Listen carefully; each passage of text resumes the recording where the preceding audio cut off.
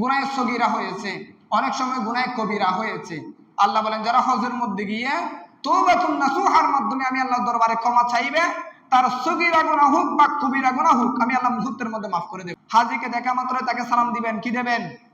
সালাম দিবেন, তার সাথে মুসাফা করবেন, কোলাকুলি করবেন। তৃতীয় নাম্বার, তাকে অনুরোধ করবেন সেই জন্য আপনার জন্য একটু দোয়া করে। হে আমার আদম শোনো, তোমার যত সন্তান কিয়ামত পর্যন্ত তোমার যত সন্তান আমি আল্লাহর ঘর খানে কাবার মধ্যে আসবে, আমি আল্লাহ তোমার প্রত্যেক সন্তানের গুনাহ মাফ করে দিলাম। কিন্তু বাবা এটা আল্লাহর ঘর, এটা জান্নাতের বাগান, খানে কাবার অংশ। যে ঘরে ঢুকলে গুনাহ মাফ হয়ে যায়, যে ঘরে ঢুকলে জাহান্নামীরা জান্নাতি বনে যায়, বেঈমান ইমানদার হয়ে যায়, বেনামাজি নামাজি হয়ে যায়, ওই ঘরে আমি প্রবেশ করতেছি, এর আগে দেখতে হবে আমি ডান পা দিয়ে প্রবেশ করতেছি কিনা, আমি মসজিদে ঢোকার দোয়া পড়তেছি কিনা, আমার পায়ের মধ্যে কোনো ময়লা আছে কিনা, সেখানে গিয়ে মসজিদের আদব আমি রক্ষা করতেছি কিনা। ওয়ালাদাতহু উম্মু, নবজাতক সন্তানের যেমনি ভাবে কোনো গুনাহ থাকে না, ঠিক তেমনি ভাবে যারা একমাত্র আল্লাহকে রাজি করার উদ্দেশ্যে আল্লাহর সন্তুষ্টির জন্য হজ আদায় করেছে, তাদের আমলনামার মধ্যে কোনো গুনাহ থাকে না। বড় করে বলুন সুবহানাল্লাহ। তার মানে কি, ওই যে একটু আগে বললাম আরেকজনের টাকা নিয়ে হজ করলেন, তো হজের মাধ্যমে হজন থেকে যে টাকা মেরে দিলেন সেগুলো কি মাফ হয়ে যাবে? সেগুলো কিন্তু মাফ হবে না। এই যে জীবন চলার পথে আপনি হয়তোবা বিভিন্ন কারণে অনেক নামাজ পড়তে পারেন নাই, অনেক ভালো কাজ করতে পারেন নাই, গুনাহে সগীরা হয়েছে, অনেক সময় গুনাহে কবিরা হয়েছে। আল্লাহ বলেন যারা হজের মধ্যে গিয়ে তওবাতুন নাসুহার মাধ্যমে আমি আল্লাহর দরবারে ক্ষমা চাইবে, তার সগীরা গুনাহ হোক বা কবিরা গুনাহ হোক, আমি আল্লাহ মুহূর্তের মধ্যে মাফ করে দেব। বড় করে বলুন সুবহানাল্লাহ। আমরা অনেকে বলি কবিরা গুনাহ মাফ হবে না, কবিরা গুনাহ মাফ হয় বাবা। আল্লাহ চাইলে সবকিছু মাফ করে দিতে পারেন।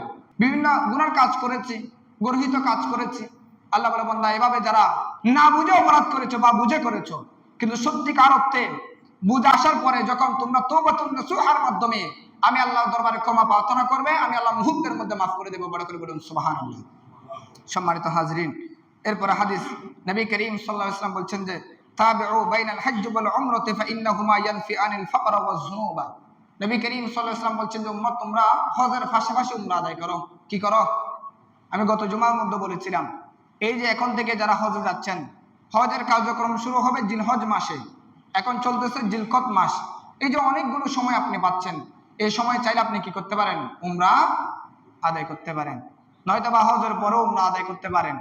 এভাবে করে নবী করিম সাল্লাল্লাহু আলাইহি ওয়াসাল্লাম বলছেন যে যারা হজের পাশাপাশি উমরা আদায় করবে, হাফর নামক পানি যেমনি ভাবে লোহার মরিচিকা দূর করে দেয়, সৌন্দর্য থেকে যেমনি ভাবে ময়লা পরিষ্কার করে দেয়, ঠিক তেমনি ভাবে বান্দার হজ এবং উমরা তার অতীতের গুনাহকে মুছে দেবে। বড় করে বলুন সুবহানাল্লাহ। তাহলে এই হজ এবং উমরা বান্দার অতীতের গুনাহ কি করে দেয়? মাফ করে দেয়, বান্দাকে নিষ্পাপ বানিয়ে দেয়, বান্দাকে নেককার বানিয়ে দেয়। বড় করে বলুন সুবহানাল্লাহ। সম্মানিত হাজিরিন, এরপরে নবী করিম সাল্লাল্লাহু আলাইহি ওয়াসাল্লাম বলছেন যে ওয়ালাইসা লিল হজ্জাতিল মাবরুরা সাওয়াবুন ইনদাল জান্নাহ। যারা একমাত্র আল্লাহর জন্য হজ করেছে, আল্লাহর সন্তুষ্টির জন্য উমরা করেছে, এর প্রতিদান হিসেবে আল্লাহ তাদেরকে জান্নাতের উচ্চ মাকাম দান করবে। বড় করে বলুন সুবহানাল্লাহ। যে কোনো কিছুর একটা পারিশ্রমিক আছে কিনা? আপনি অপরের খেতে যে কাজ করবেন, দিন শেষে আপনাকে একটা পারিশ্রমিক দেবে না? 800 টাকা, 1000 টাকা। আপনি অপরে একজনের ধান কাটতে গেলেন, ধান কাটা শেষে সন্ধ্যা হওয়ার সাথে পরে আপনাকে কি দেবে? একটা পারিশ্রমিক দেবে, একটা বেতন দেবে। তো আপনি যে আল্লাহর ঘর কানায় কাবার মধ্যে গিয়ে সেখানে শক্তি খরচ করে, টাকা পয়সা খরচ করে এই যে আপনি হজ করলেন, এর একটা পারিশ্রমিক আছে। তো আল্লাহ বলেন এর পারিশ্রমিক হলো আমি আল্লাহ তাকে জান্নাতের উচ্চ মাকাম দান করবো। বড় করে বলুন সুবহানাল্লাহ। সুতরাং হজ আদায় করা মানে জান্নাত হাসিল হওয়া, জান্নাত ইনকাম করা, নিজে জান্নাতে বনে যাওয়া।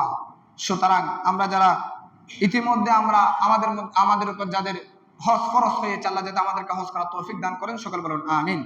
সম্মানিত হাজির, এরপর হাদিসে পাকের মধ্যে নবী করিম সাল্লাল্লাহু আলাইহি ওয়াসাল্লাম বলছেন যে আল হজ্জ ওয়াল উম্মারু রাফদুল্লাহি ইন দাউহু আজাবু বাহুম ওয়া ইন ইস্তাগফারুহু গফারা লাহুম। এখানের মধ্যে দুটাই বিষয় বলা হয়েছে। বলেন যারা হজ এবং উমরাকারী, এই হজ এবং উমরাকারীগণ আল্লাহর দরবারে দোয়া করার সাথে সাথে তাদের দোয়া কবুল হয়ে যায়। বড় করে বলুন সুবহানাল্লাহ। ইন দাউহু আজাবু বাহুম, তারা আল্লাহর দরবারে ফরিয়াদ করতে দেরি, কিন্তু ওই ফরিয়াদটা কবুল হতে দেরি হয় না।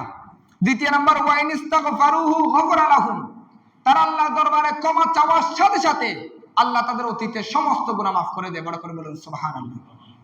এটা হলো হাজিদের জন্য বৈশিষ্ট্য। হাজিরা হাত তুলতে দেরি, আল্লাহর দরবারে রব্বানা যালামনা আনফুসানা ওয়া ইল্লাম তাগফির লানা ওয়া তারহামনা এভাবে করে নিজের অতীতের গুনাহ ক্ষমা চাইতে দেরি, আল্লাহ বলে বান্দা হাত তুলেছো, এতে আমি তোমার অতীতের গুনাহ মাফ করে দিয়েছি। বড় করে বলুন সুবহানাল্লাহ। তাহলে হাজিদেরকে আল্লাহ অনেক ইজ্জত দিয়েছেন, অনেক সম্মান দিয়েছেন, তাদের ফজিলতকে আল্লাহ বুলন্দ করেছেন। তারা ক্ষমা চাইলে ক্ষমা পেয়ে যায়, তারা ফরিয়াদ করলে সে ফরিয়াদ কবুল হয়ে যায়। বড় করে বলুন সুবহানাল্লাহ। সম্মানিত হাজির, এরপরে নবী করিম সাল্লাল্লাহু আলাইহি ওয়াসাল্লাম বলছেন যে অনেক লম্বা হাদিস, মা কানা ক্বাবলাহা ওয়া ইন্নাল হাজ্জা ইয়াহদিমু মা কানা ক্বাবলাহা ওয়া ইন্নাল হাজ্জা ইয়াহদিমু মা কানা ক্বাবলাহা। অপর হাদিসে পাকের মধ্যে এসেছেন, যারা আল্লাহর সন্তুষ্টির জন্য হজ আদায় করেছে, আল্লাহ তাদের অতীতের গুনাহগুলোকে ঝেড়ে ফেলেন। জেরে মানি তার অতীতের গুনাহগুলোকে মুছে দেন, মাফ করে দেন। বড় করে বলুন সুবহানাল্লাহ।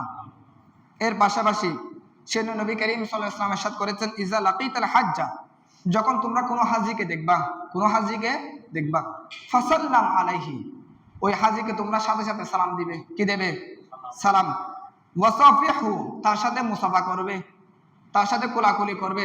এবং ওয়া আন ইস্তাগফিরু লাকা ক্বাবলা আন ইয়াদখুলা বাইতাহু, বলছেন ওই হাজি ঘরে ঢোকার আগে তার কাছে গিয়ে অনুরোধ করবে সে যেন তোমার জন্য দোয়া করে। বড় করে বলুন সুবহানাল্লাহ। তাহলে কি হাজিকে দেখার সাথে সাথে কয়টা কাজ? 3টা কাজ। হাজিকে দেখা মাত্র তাকে সালাম দিবেন। কি দেবেন? সালাম দিবেন। তার সাথে মুসাফা করবেন, কোলাকুলি করবেন। 3 নাম্বার, তাকে অনুরোধ করবেন সেই জন্য আপনার জন্য একটু দোয়া করে। সে আপনার জন্য একটু কি করে? বলবেন আপনি তো হজ থেকে এসেছেন, আমার জন্য একটু দোয়া করিয়েন। বা আপনি হজে যাচ্ছেন, আমার জন্য একটু আল্লাহ করে আমার নামটা বলিয়েন, যাতে আল্লাহ তাআলা যাতে আমার অতীতের গুনাহ মাফ করে দেন, হয়তো আপনার মতো যাতে আমিও হজ করতে যেতে পারি। যারা হাজি তাদের কাছে দোয়া চাইবেন, এটা এই পদ্ধতি আল্লাহর হাবিব আমাদেরকে শিক্ষা দিয়েছেন। সম্মানিত হাদিসের জন্য হযরতে আদম আলাইহিস সালামকে যখন আল্লাহ দুনিয়ার মধ্যে পাঠানোর অনেক বছর পরে আল্লাহ হযরতে আদম আলাইহিস সালামকে হুকুম করলেন, হে আমার আদম, তুমি এই দুনিয়ার মধ্যে একটা আমার ঘর তৈরি করো। একটা কি করো? আমার ঘর তৈরি করো।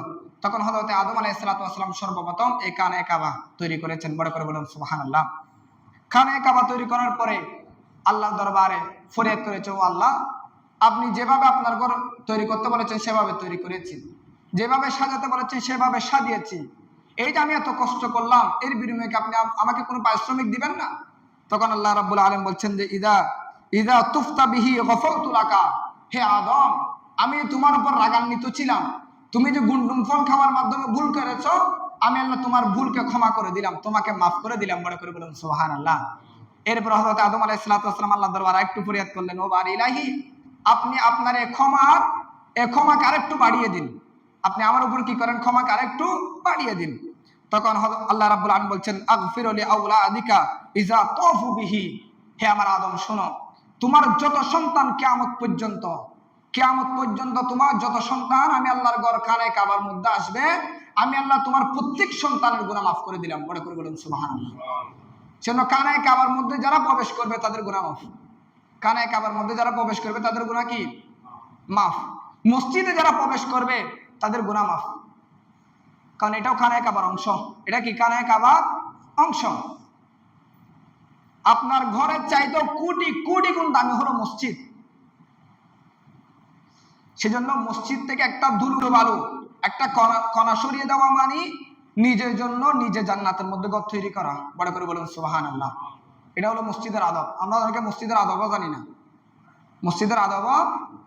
জানি না, কোনো কিছু দেখলে আমরা চেয়ে থাকি, করে না বাবা, সেটা আপনি সরে দেন। আপনি সরে দেওয়ার মাধ্যমে আপনি জান্নাতে ঘর বানাবেন, তো এটা আপনার ফায়দা। আমরা অনেকে মসজিদকে হেলা করি, অনেক সময় আমরা ডান পা দিয়ে ঢুকতে হয়, বাম পা দিয়ে ঢুকে যাই। অনেক সময় চিন্তাও করি না কিরে আমার পায়ের মধ্যে ময়লা আছে কিনা।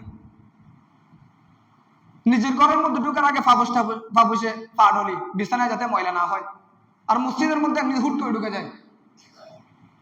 কিরে বাবা, এটা আল্লাহর ঘর, এটা জান্নাতের বাগান, খানায় খাবার অংশ। যে ঘরে ঢুকলে গুনাহ মাফ হয়ে যায়, যে ঘরে ঢুকলে জাহান্নামীরা জান্নাতি বনে যায়, বেঈমান ইমানদার হয়ে যায়, বেনামাজি নামাজি হয়ে যায়, ওই ঘরে আমি প্রবেশ করতেছি, এর আগে দেখতে হবে আমি ডান পা দিয়ে প্রবেশ করতেছি কিনা, আমি মসজিদে ঢোকার দোয়া পড়তেছি কিনা, আমার পায়ের মধ্যে কোনো ময়লা আছে কিনা, সেখানে গিয়ে মসজিদের আদব আমি রক্ষা করতেছি কিনা। সেজন্য কানে কাবায় ঢুকলে যেমনি ভাবে গুনাহ মাফ হয়ে যায়, আল্লাহর ঘর মসজিদে এসে আল্লাহর ঘরকে আদব করলেও গুনাহ মাফ হয়ে যায়। সম্মানিত হাজরিন, আল হাজ্জু ইয়াশফাউ ফি 400 মিন আহলি বাইতিহি, যারা হজ আদায় করবে তারা 400 পরিবার জন্য সুপারিশ করতে পারবে। কয়শো পরিবার? 400 পরিবার। আও আও ক্বালা মিন আহলি বাইতি, অথবা 400 জন ব্যক্তি। কয়শো জন? 400 জন। 400 জন ব্যক্তির জন্য একজন হাজি সুপারিশ করতে পারবে। বড় করে বলুন সুবহানাল্লাহ। তাহলে তার সে যত পূর্বপুরুষ আছে, পরবর্তী যে জেনারেশন আছে, সবার জন্য কি করতে পারবে? সুপারিশ করতে পারবে। সেজন্য এই হজটা আদায় করে ফেলবেন। আপনি আদায় করলে তো আপনার সন্তান সহ আপনার এই হজের নিয়ামত পাবে। হয়তো বা এক গুরু কষ্ট করলে 7 গুরু হাইতারে, এক গুরু কষ্ট করলে কি 7 গুরু হাইতারে। ওদের ভয়কে প্রতিষ্ঠিত যদি কিনলে হইতে পারো না, হয়তো ভয়বের তো মা বাবার দোয়া আছে, নয়তো বা ভয়বের দাদা দাদির দোয়া আছে। দাদা দাদি দোয়া করছি যে ভয়বে কি হই নাতিবে মানুষই। এই যে একজনে কষ্ট করেছেন, 7 জনে কি বসে কাটছেন, এরকম আপনি হজ করলেন তো আপনি আপনার পরিবারকে সুপারিশের মাধ্যমে তাদেরকে জাহান্নামী থেকে জান্নাতে বানাতে পারবেন। বড় করে বলুন সুবহানাল্লাহ।